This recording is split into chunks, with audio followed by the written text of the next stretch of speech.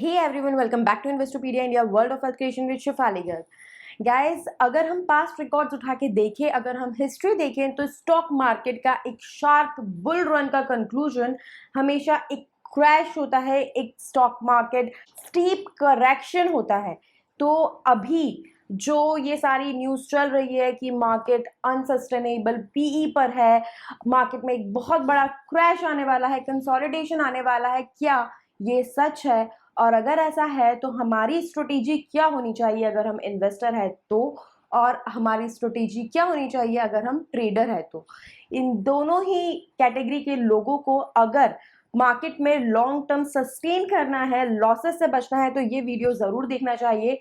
आज के हम वीडियो में एक क्लियर कट एनालिसिस करेंगे कि क्या फ्यूचर प्रोजेक्शंस हो सकते हैं और क्या हमारी स्ट्रेटेजी होनी चाहिए।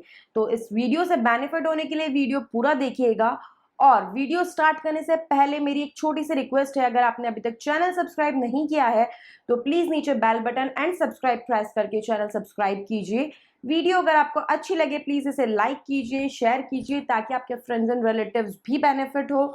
और हम जो इतनी मेहनत करते हैं, इतना ज़्यादा रिसर्च करते हैं, तो हमें भी मोटिवेशन मिले। और गाइज, अगर आप लोग अभी वरीड है, आप लॉन्ग टर्म के लिए इन्वेस्ट करना चाहते हैं, इस बुल रन का बेनिफिट रहना चाहते हैं, बट आपके मन में डिलेमा है, डर है, तो आप डेफिनेटली हमारी पोर्टफोलियो मैनेजमेंट सर्विसेज ले सकते हैं। अगर आप ट्रेड के थ्रू इनकम कमाना चाहते हैं तो लिक्विड मैनेजमेंट सर्विसेज SCLMS ले सकते हैं। और अगर आपको अपना खुद का जो पोर्टफोलियो है उसको लेके डर सता रहा है, उसे आप एक बार रिव्यू करवाना चाहते हैं, तो आप हमारी रिव्यू सर्विसेज भी ले सकते हैं। इन सभी सर्विसेज को अवेल करने के लिए आपकी स्क्रीन पर नंबर है 9821611667। इस पे आप हमें कॉल कर सकते हैं, व्हाट्सएप कर सकते हैं, या फिर आप हमें मेल कर सकते हैं investopedia.india0@gmail.com पे। Multibagger plan, trader investor plan के लिए आप ज्वाइंट बटन के थ्रू भी प्लान ले सकते हैं, जो मंथली बेसिस पे आपको पे करना होगा। आपकी इंफॉर्मेशन के लिए हमारे कुछ प्लान्स की परफॉर्मेंस आपकी स्क्रीन पर है।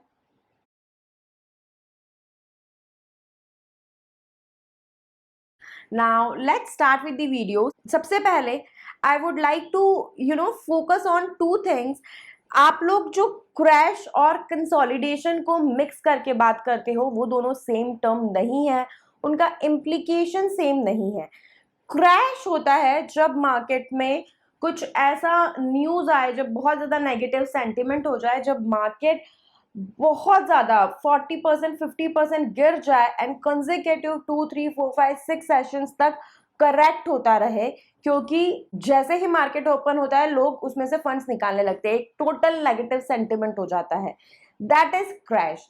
कंसोलिडेशन होता है जो टाइम टू टाइम मार्केट हमेशा ऐसे नहीं चल सकता ना, तो ऐसे ऐसे ऐसे का जो आपको ग्राफ दिखता है, तो जो नीचे आता है वो टाइम बीइंग का कंसोलिडेशन होता है, फिर मार्केट ऊपर चला जाता है।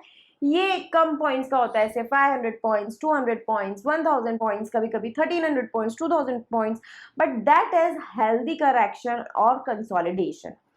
तो अब ये समझना बहुत इंपॉर्टेंट है कि आने वाले टाइम में क्या हम कोई क्रैश, यानी कि मोर देन 40-50% का deep fall Indian stock market में एक्सपेक्ट कर रहे हैं, तो उसके लिए मैं कहूंगी नहीं।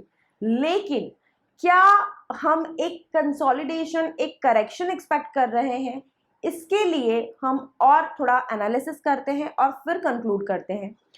देखिए, जब भी किसी स्टॉक मार्केट में बुल रन आता है उसके पीछे कोई रीजन होता है। अभी जो बुल रन चल रहा है पिछले 2-3 साल से, इसका मैं आपसे रीजन पूछूं तो इसका मेजर रीजन है लिक्विडिटी। इकोनॉमिक फैक्टर होता है कि जब भी कोई इकोनॉमिक क्राइसिस आती है तो गवर्नमेंट फोकस करती है लिक्विडिटी इंक्रीज करने पे, जो कोविड-19 के टाइम पे सभी गवर्नमेंट्स ने फोकस करा, B it US Fed, B it Indian government, B it any other country. तो लिक्विडिटी तो सभी कंट्रीज में आई। फेड ने करेंसी प्रिंट की, जो ओवर अ डिकेड में सबसे ज़्यादा डॉलर्स प्रिंट किए गए, जिसकी वजह से डॉलर का एक्सचेंज रेट डाउन चला गया है। ये जो फैक्टर होता है ना, ये तो हर जगह होता है कि सभी दूर इकोनॉमी में लिक्विडिटी बढ़ी है। Now what is special about Indian stock market कि इंडियन स्टॉक मार्केट इतनी तेजी से बढ़ रहा है? और क्या जब ये लिक्विडिटी कम होगी, जैसे फॉर एग्जाम्पल अभी यूएस फेड अब टेपरिंग स्टार्ट करने वाला है, कम बॉन्ड्स की परचेज करेगा, करेंसी नोट कम प्रिंट करेगा, तो अब नवंबर दिसंबर से इट इज एक्सपेक्टेड कि इट वुड स्टार्ट दैट। पहले भी बहुत बार ये चीज एक्सपेक्ट की जा चुकी है, जब हमारा मार्केट कंसोलिडेशन फेज में चला गया था, थोड़ा सा रेड में चला गया था। तो बेसिकली ये समझना बहुत इंपॉर्टेंट है कि इसका कितना इम्पैक्ट इंडियन स्टॉक मार्केट पे होगा और इंडियन स्टॉक मार्केट कितना कंसोलिडेशन या करेक्शन एक्सपेक्ट कर रहा है एंड बाय व्हेन। तो गाइस, जो इंडियन स्टॉक मार्केट की लिक्विडिटी है वो अगर आप पिछले 2-3 महीने का डेटा उठाओगे तो it's not only about the foreign investments. पहले के टाइम पे जो इंडियन स्टॉक मार्केट में रन होता था, बुल रन होता था, वो सिर्फ फॉरेन इंस्टीट्यूशनल इन्वेस्टर्स से बैकअप होता था, और जब भी फॉरेन इंस्टीट्यूशनल इन्वेस्टर्स पैसा निकालते थे इंडियन स्टॉक मार्केट एक डीप करेक्शन शो करता था। But for the first time in Indian stock market history, over this 1 or 2 years I have observed कि एफआईआई का पैसा निकालने पर इंडियन स्टॉक मार्केट पे कोई सब्सटेंशियल इम्पैक्ट नहीं होता। अब इसका रीजन समझते हैं। इंस्टीट्यूशनल इन्वेस्टर्स तो बहुत टाइम से इंडियन स्टॉक मार्केट में पैसा नहीं डाल रहे। They have various reasons, for example high PE, बहुत ज्यादा bull run market show already कर चुका है, और ऐसे बहुत सारे रीजंस। तो फॉरेन इंस्टीट्यूशनल इन्वेस्टर्स कम पैसा डाल रहे हैं, डीआईआई ज्यादा डाल रहा है। डीआईआई में क्या होता है, इंश्योरेंस एंड म्यूचुअल फंड्स। तो म्यूचुअल फंड्स में हम लोग बहुत पैसा ऑलरेडी इन्वेस्ट करते हैं, तो उनको इवेंचुअली इन्वेस्ट करना होता है। प्लस जो हमारे रिटेल इन्वेस्टर्स है, जो हमारे high net worth individual retail investors है, उन लोगों का इंक्लिनेशन भी स्टॉक मार्केट की तरफ बहुत बड़ा है। उसके अलावा अगर इंडिया की बात करो तो इंडिया में जो इन्वेस्टमेंट कैपेसिटी है लोगों की वो बढ़ रही है। अगर हम बात करें जॉब्स की, जॉब्स का मार्केट वापस रिवाइव हो गया है कोविड के बाद। अगर आईटी सेक्टर की हम बात करें, ऑल ओवर द वर्ल्ड सबसे ज्यादा फ्रीलांसिंग प्रोजेक्ट्स भी इंडियन आईटी प्रोफेशनल्स है, उनको दिए जाते हैं सबसे ज्यादा वर्ल्ड वाइड फ्रीलांसिंग प्रोजेक्ट्स भी। और उसके अलावा अगर जॉब्स की बात करें तो सबसे ज्यादा एब्जॉर्ब जो आईटी प्रोफेशनल्स किए जाते हैं वो इंडियन मार्केट से किए जाते हैं। तो इंडियन मार्केट में जो आईटी सेक्टर है वो वाला सेक्टर तो पूरा वापस से रिवाइव हो चुका है, इवन वो बूम पर है। जो हायरिंग है वो बहुत बढ़ा दी गई है, बहुत अच्छे इंसेंटिव्स, प्रमोशन, सब कुछ दिया जा रहा है। नाउ ये लोग अपना पैसा कहाँ इन्वेस्ट करें, एफडी में कोई रिटर्न नहीं है। बिकॉज ऑफ लॉकडाउन या पार्शियल लॉकडाउन अभी बाहर पैसा खर्च करना, इंटरनेशनल ट्रैवल अभी रेस्ट्रिक्टेड है, स्पेंड करना अभी स्पेंडिंग पावर लोगों की कम है, कंट्रोल्ड है, क्योंकि ऑप्शंस कम है।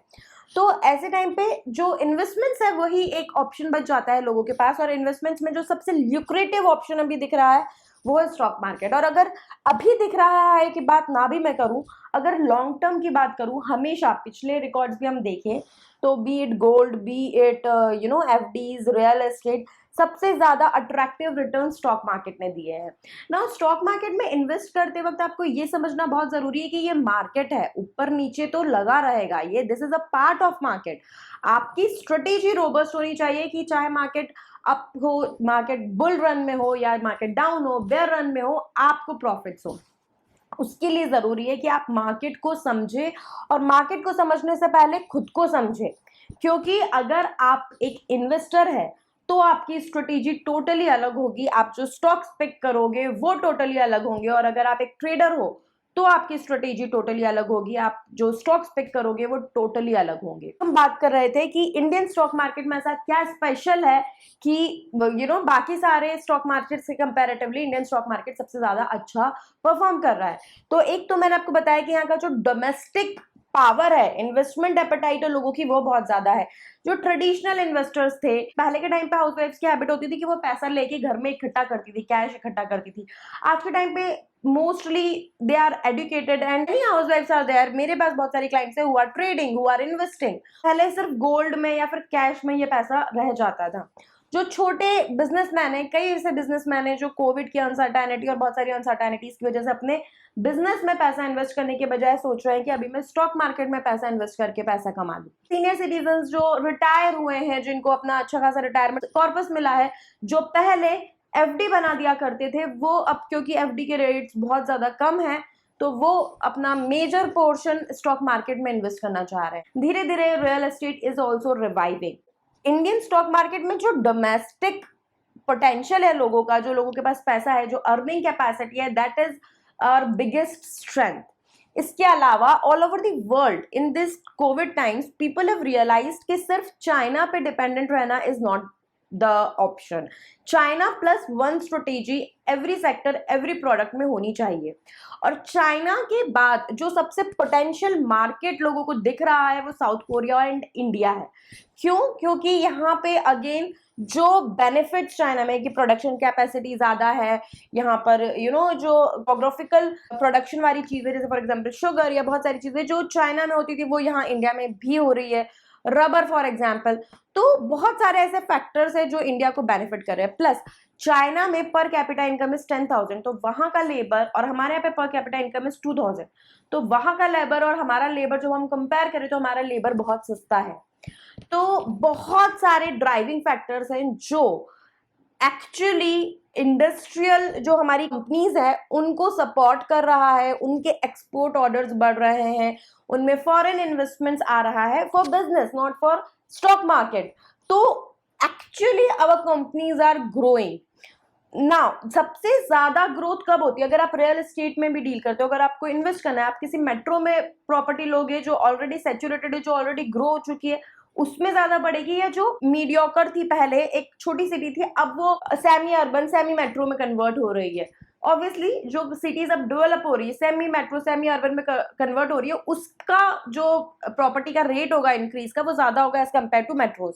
सिमिलरली अगर हम यूएस या इस तरह के सेचुरेटेड स्टॉक मार्केट्स की बात करें तो Indian stock market emerging market है, ये डेवलपिंग से डेवलप्ड की तरफ जा रहा है। तो इसमें डेफिनेटली स्कोप बहुत ज्यादा है। क्यों? क्योंकि पिछले कई टाइम से इसकी जो कंपनीज है, इसकी जो इंडस्ट्रीज है, इसके जो स्टॉक्स है वो बड़े नहीं है। जो हमारे इन्वेस्टर्स है इंडियन डोमेस्टिक, इंडिया के पास बहुत पैसा है, इंडिया के लोगों के पास बहुत पैसा है, इंडियन स्टॉक मार्केट में लोग अब इन्वेस्ट करने लगे हैं। पहले mostly people were not aware या फिर पीपल वर अफ्रेड। उसके अलावा एक मार्केट में मेच्योरिटी आई है। जैसे ही थोड़ा भी कंसोलिडेशन करेक्शन आता है लोगों को पता है, अब रिटेल लोगों को पता है कि जितना ज्यादा आप डिप पे बाय करोगे, एवरेजिंग करोगे, आपके रिटर्न्स अच्छे होंगे। तो they have started buying on dips rather than fearful होके मार्केट से एग्जिट कर जाने वाला काम। जैसे कोविड का क्रैश हिस्ट्री इसका बहुत अच्छा एग्जाम्पल था। पहले जब 2008 में क्राइसिस आया तो मार्केट तो 1-1.5 साल में वापस रिवाइव कर गया, बहुत अच्छे, उससे ज्यादा बढ़ गया। लेकिन मैक्सिमम लोगों ने अपना पैसा, जो रिटेल इन्वेस्टर्स थे उन्होंने अपना पैसा निकाल लिया था डर के। लेकिन कोविड के टाइम पे ऐसा बहुत कम लोगों ने किया। अगर पहले 2008 में फाइनेंशियल क्राइसिस के टाइम पे अगर ऐसा 70% रिटेल इन्वेस्टर्स ने क्या था कि फेयरफुल होकर पैसा निकाल लिया, तो कोविड टाइम से वो रेशियो सिर्फ 40% का रह गया।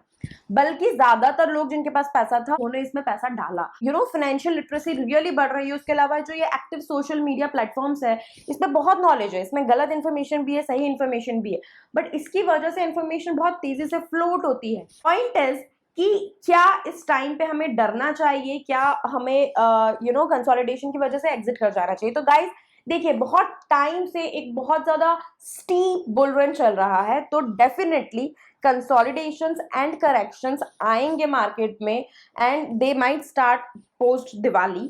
नवंबर दिसंबर से करेक्शंस माइट कम। जैसे ही अगर फेड टेपरिंग स्टार्ट करेगा तो हमारे यहाँ पे करेक्शंस आएंगे, कंसोलिडेशंस आएंगे, but that would be sustainable अगर आपकी स्ट्रेटेजी सही है।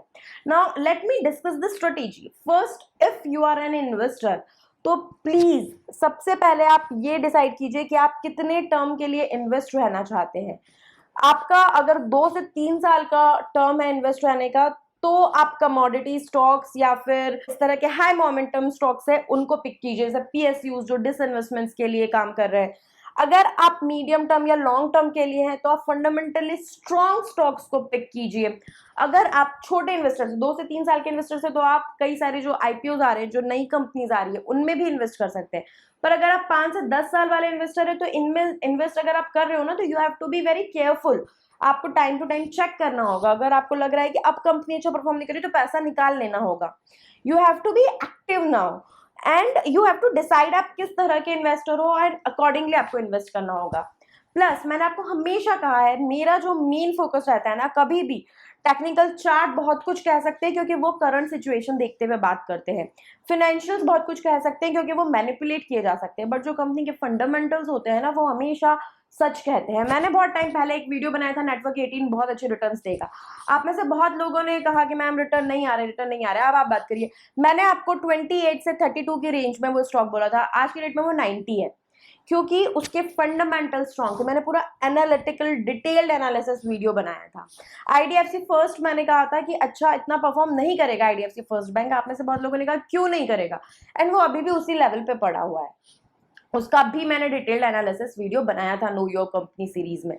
तो गाइस, फंडामेंटल एनालिसिस एक बहुत ही स्ट्रॉन्ग टूल है जो आप में से कई लोग यूज नहीं करते, क्योंकि of course it is time consuming, बहुत मेहनत लगती है उसमें, लेकिन जब आप अगर सही तरीके से फंडामेंटल एनालिसिस करते हो तो वो आपको एक बहुत अच्छी स्ट्रेटेजी अपने आप बना के देता है। नाउ एक मैं आपको ट्रिक बताती हूँ। देखिए, अगर मार्केट जब बहुत ज्यादा बुल में हो, जब बहुत ज्यादा नए नए इन्वेस्टर्स आने लग जाए, हर कोई सिर्फ पॉजिटिव बात करे, उस टाइम पे it's always good to be fearful, जैसा कि मिस्टर वॉरेन बुफे ने कहा है।